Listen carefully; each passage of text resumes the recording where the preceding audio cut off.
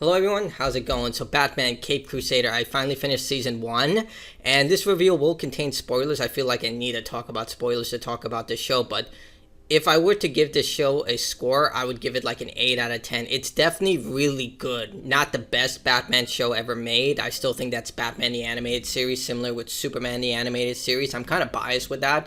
I grew up with those shows, but even watching it as an adult, I feel like those shows were way ahead of their time. Same thing for Batman Beyond. And I really think Batman the Brave and the Bold is also very underappreciated.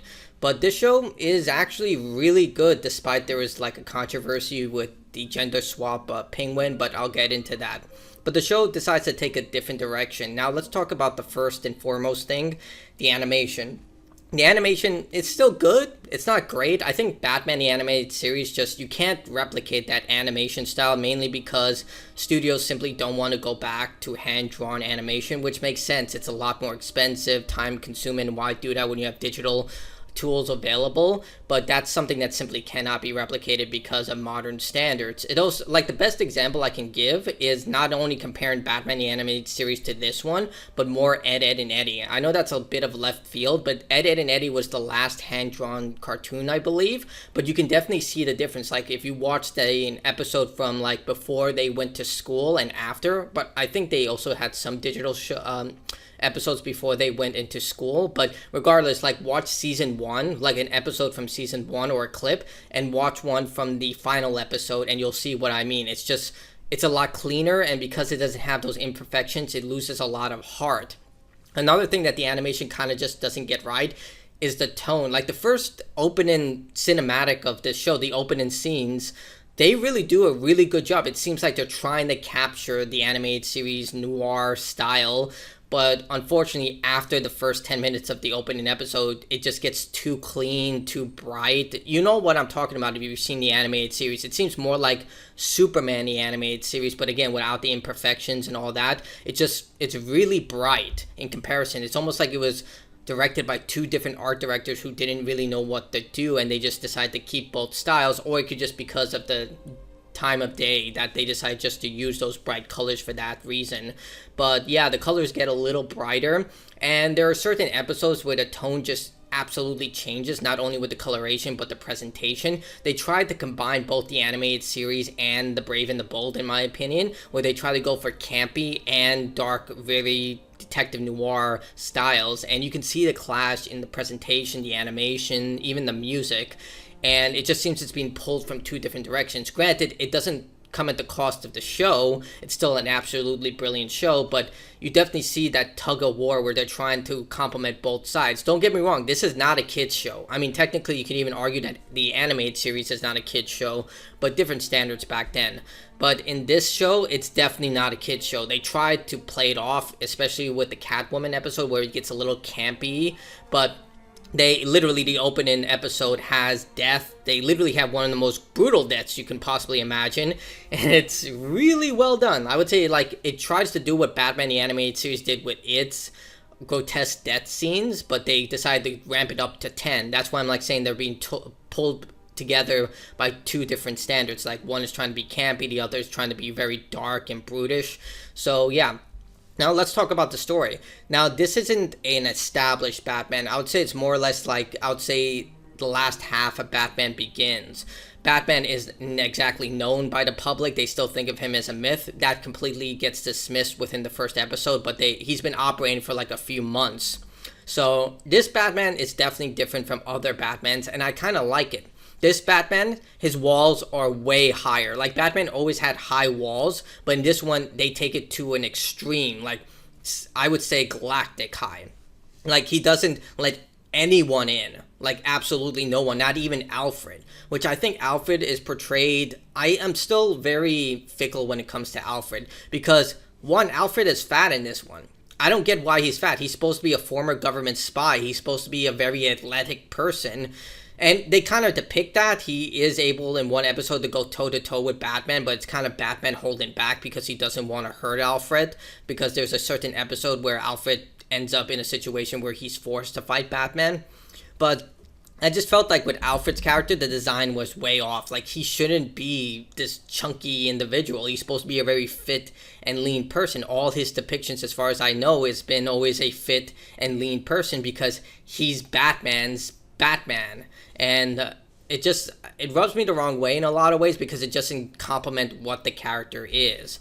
But with this Batman, he's just a lot more colder, a lot more distant. Even towards Alfred, he calls him Pennyworth. He dismisses any claims he has to state. It's not like other Batmans where he's more complimentary to Alfred. He opens up to Alfred. Alfred is basically his therapist in a way. He's the one who carries the same burdens that Batman does. He's Batman's Batman, and because of that, in this version of Batman, his walls are up 100% of the time, and it's reflective of the Batcave because the Batcave is very simple and minimalist. Like, you don't see high-tech stuff. In fact, the guy just uses like a standard like map of Gotham. He doesn't have a huge computer or anything. In fact, it's nothing like the animated series or Batman Beyond, where he has all this high-tech stuff with lavish decorations and his suit pins up. He literally just wears one suit and everything, and I think that works for Batman because it shows that he's getting started. He doesn't know exactly what he wants to move forward with. He has a plan, he just doesn't know how to keep moving forward in a way of getting allies. He has to do everything alone. He has to keep everyone at arm's distance, like not even arm's distance, I would say like a 20-point pole distance.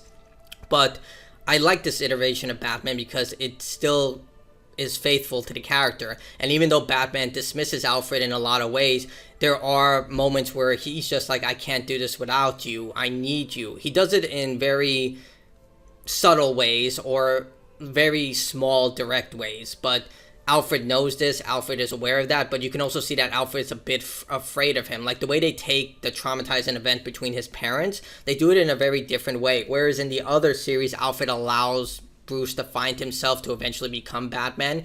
In this one, he more or less forces Alfred to do this. He tells him to do this. Even though Alfred is on board, he'll protect him no matter what. He's basically his son. So in my nose, it's summer. But I really like this version of Batman because it has a different look at him while also still being faithful to Batman. Now, let's talk about the villains of this show. Like, there is a lot of dark elements here. The first main villain is Penguin, and when we saw, like a lot of people, when I saw the gender swap of Penguin, I was like, why do this? Like, there's no reason. And after watching the episode, I kind of stand firm with that because when you gender swap a character, I feel like they need to bring something new to the character to justify this.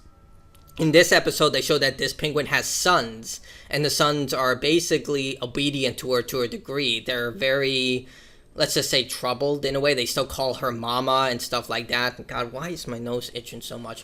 But yeah, at its core, Penguin is the same person. There's literally no difference between this version of Penguin and the male version of Penguin, and that's what I have an issue with. Like, you could have kept Penguin a male, say that these are his sons, and still have the same story without any type of deviation of who the Penguin is. Like, she's still a very successful crime syndicate leader. She goes head to head with Rupert Thorne. She is a career criminal. She's smart, but she's also overwhelmed with emotion. When she gets angry, she slashes out just like the original Penguin. So you see what I'm saying here. It's like they didn't do anything with the character that would justify a gender swap. Like, make them different in some way. It's like when you create a brand new version of a character, like with Spider-Gwen or Miles Morales. Yes, they are Spider-Man or Spider-Woman, but they're their own character. And in this case, the Penguin was just the same person, so there was really no reason to gender swap this character. Same brutality, same crime syndicate doctrine as she's always followed, or he followed. But what really just rubbed me the wrong way, well, I will get to that later. The episode that really kind of changes the tone in such a dramatic way that I was wondering what was going on, like almost like the show is being directed by entirely new staff, was the third episode. Wait, I have it here. I want to make sure I have it correct. Yeah, the third episode, Kiss of the Catwoman. Now, Catwoman is in this show, and the way the episode plays off is like a campy, happy-go-lucky Adam West jewel thief heist. Like, it's nothing, it goes directly contradictory to the previous two episodes. The previous two episodes dealing with Penguin and Clayface, and they're really dark episodes, which they're dealing with death, they're dealing with a lot of death, in fact.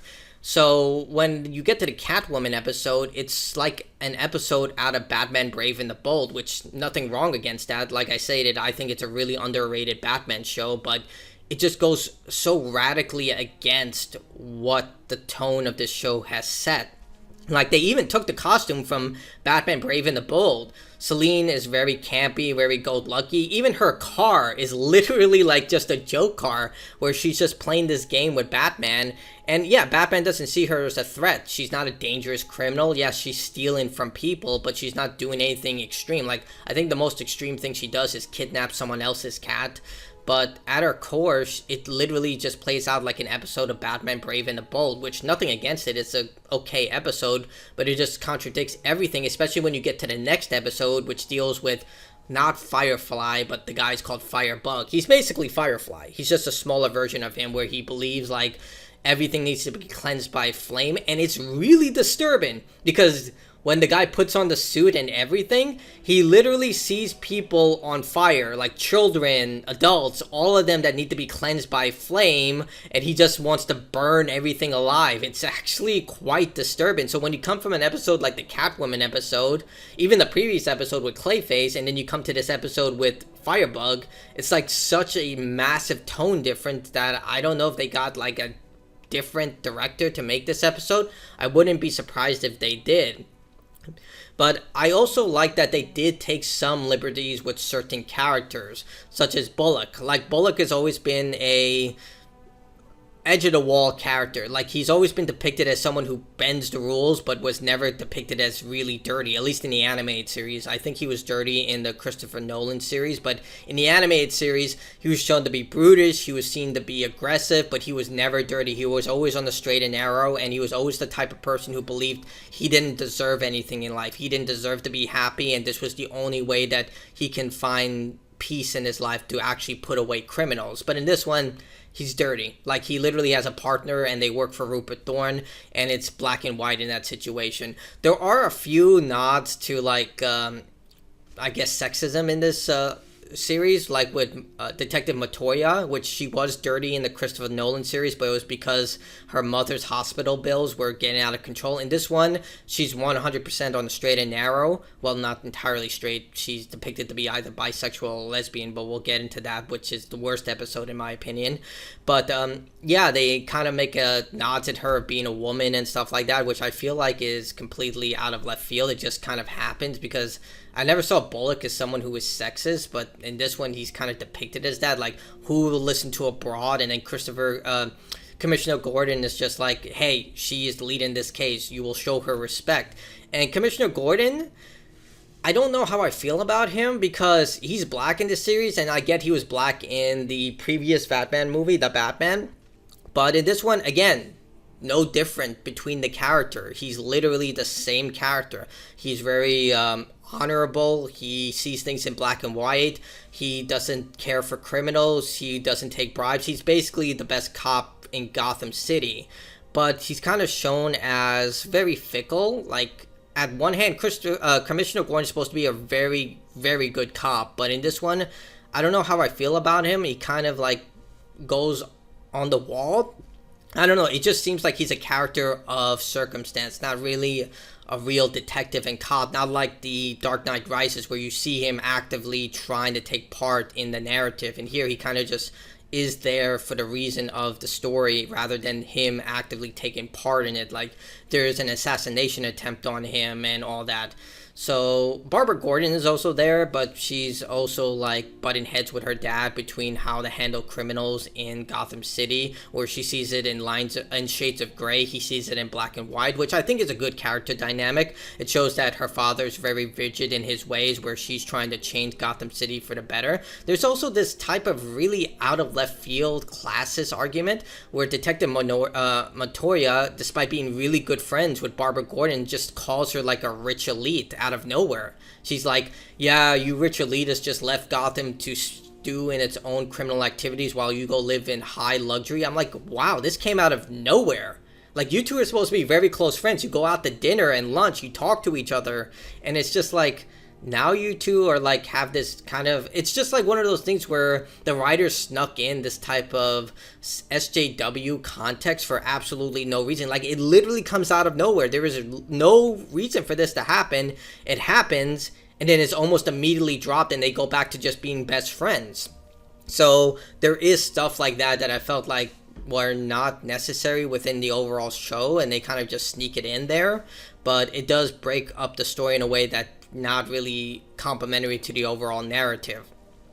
Now let's talk about my most hated episode, and that is the Harley Quinn episode. Now, I don't know why everyone is trying to make Harley Quinn into an anti-hero. Look, I get that I think the Injustice games did Harley Quinn justice in a really complimentary way towards her character. It showed that Harley Quinn is at her core Joker's victim. The whole reason she adapts the personality of Harley Quinn is because Joker takes advantage of her. He uses her insecurities to eventually throw her into the deep end and allow her to be consumed by madness to the point that she becomes so utterly devoted to him that she'll literally do anything for him, from murder to gassing people to anything. She literally will do anything for this guy. And that's why Batman giving her a second chance is such a shock to a lot of people, because they're like, hey, this person used to kill people with no question because of what Joker did to her, but the way Batman has saw her is just another victim of Joker. And it really highlights why Joker is such a dangerous villain, because this is a psychiatrist. This is someone who's supposed to be an expert of the mind, and she was basically taking advantage of the Joker. That's what makes him such a dangerous villain. But in this show, they decided to just make her into Harley Quinn. Like, the whole idea of her is that she just wants to try and rehabilitate criminals by using the most extreme and dark psychological techniques possible. I do like her costume. She does wear the Jester costume because I guess it's just the idea that these rich billionaire tycoons are just such a joke that she might as well dress up as a Jester, that they're dressed up as like kings and elitists, and she's the Jester just playing dance and makeup to make them feel better because they feel so bad about their own trivial lives, where they constantly belittle the people that are underneath them and use them to their advantage. I get that. But at its core, the whole point of Harley Quinn's character to take up the mantle of this type of clown costume was because of the Joker. And even though I think they did it well enough, it just makes her character into like this anti-hero where she's trying to save Gotham and save the world by turning these rich tycoons who are incredibly selfish into walk-in caricatures. Like, they're kings, they're pharaohs, and she makes them donate their money by pushing them through psychological torment until eventually they reach the break of oblivion, and they just donate all their money and they do whatever she asks. Like, it does highlight her intelligence, but it just makes her into this like character that she's not. Like, even though I had trouble with like some of the other characters, they still remain faithful to who they are. Firebug is still Firefly in his way, that he's obsessed with fire and believes everything needs to be cleansed. Catwoman is still a kleptomaniac who steals because she loves the thrill of everything. Penguin is still a syndicate crime leader. Clayface is still an actor who wants revenge for people who've done these horrible things to him. So at the case of Harley Quinn, it just goes directly opposite of the character. And I also don't like how the character is designed. Like, the way Harley is supposed to be designed is supposed to be iconic. She's supposed to be distinctive. That's why they gave her blonde hair, made her wear bright colors, made her outfits outrageous. Is because she stood out from everyone else. But in this, she blends into the background. She just wears the most generic, like, psychiatrist outfit possible.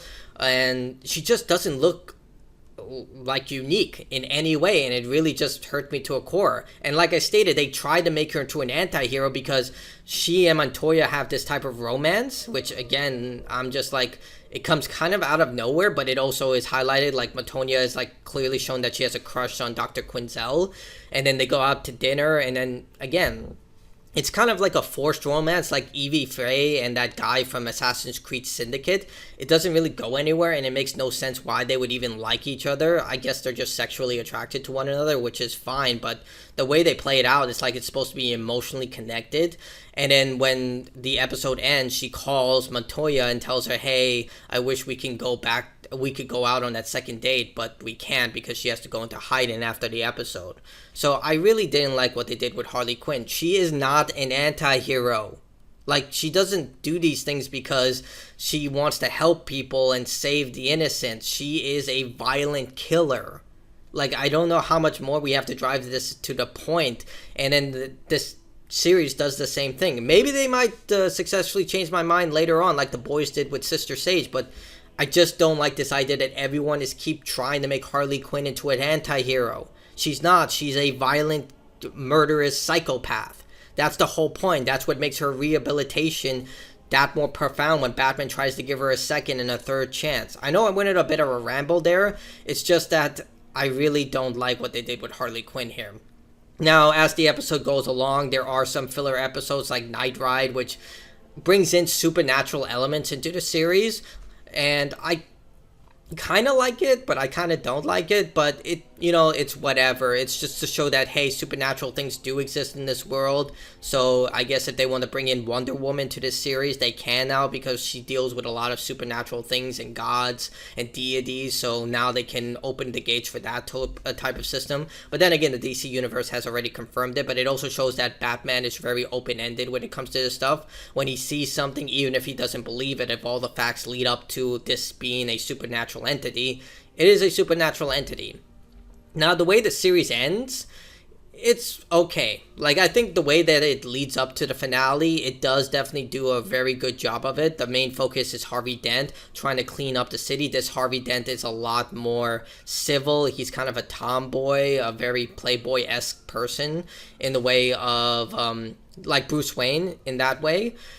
And I like it. Like, it leads up to that finale very well because it kind of just showcases what happens to Harvey over the course of the series, how he starts to fall down the path that he never thought he would, and he ends up crossing lines with people he shouldn't.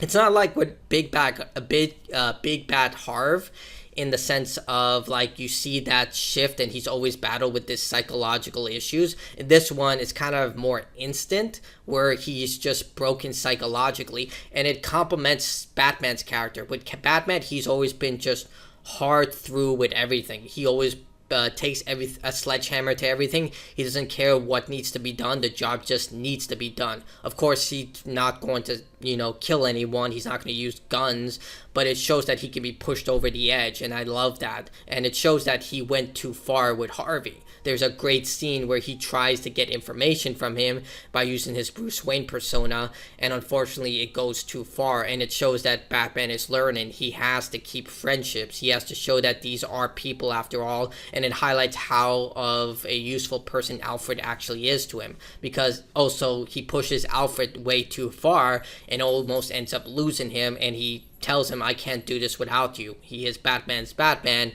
he ends up losing Harvey in the same way because he pushes him too hard and realizes, hey, I can't do this alone. I need allies. And he ends up making allies with Commissioner Gordon, Barbara Gordon, and Harvey, but I won't say what happens to Harvey, but the reality of it, it just shows how far Bruce has to learn about being Batman and being Bruce Wayne, that you can't just keep your walls up, that you do need allies if you hope to accomplish what you seek to do. So I think I've talked about a lot of what this series has to offer. It's really well done. It's extremely good. Oh, I will mention that they do showcase Batman's leniency and how much he does care. There is an episode dealing with children where he genuinely does show his empathetic side. It's a once in a blue moon situation in this series, but it's a good episode. It's kind of one of those isolated episodes, but it showcases his empathy and how much he does care about other people, and not everything is written in black and white, that some things have to be taken with decency. But overall, I think the series is extremely well done. If you're a fan of Batman the Animated Series, heck, even the new Batman Adventures, I think this is an interesting take on it. I don't agree with everything, like I already went on a rant with Harley Quinn. Maybe my opinion of her will change in a later date, but right now I really don't like what they've done with the character. But everything else, I'm relatively okay with. I love the dark noir take. The Catwoman episode was kind of in the air, but it's still good. Like I said, I'll give it a high 8 out of 10. Like, nothing will ever compare to Batman the Animated Series. I have the rose-colored glasses, but at the same time, I feel like that was peak Batman. The voice actors all did a terrific job. Rest in peace, Kevin Conroy. But the voice actor who did Batman did an absolutely incredible job. I have no problems with the voice acting. I think it did an absolutely great job with the casting, and everyone gave their absolute best in portraying all these characters. But yeah, it's still very good and worth a watch if you're a fan of Batman in general. Like, I think you'll have a good time watching it, and it's definitely worth it. So that's it for me. Like, dislike, tell me your opinion, and that's it for me. And by the way, I know some people will ask why I don't splice footage into this stuff. It's because I did it once, and I almost got a copyright strike. Like, it literally blocked my video worldwide when I did with The Boys, when I did it. I was going to do a Deadpool Wolverine one where I spliced in footage, and I was just like, they still, like, even though it was trailer footage, they literally copyright claimed it and blocked it worldwide. So I don't know how other people do it, but for me, seems YouTube is really harsh with that when it comes to my channel. So just take that. I can't do it. Anyway, that's it from me. Go watch this. Really good. And bye.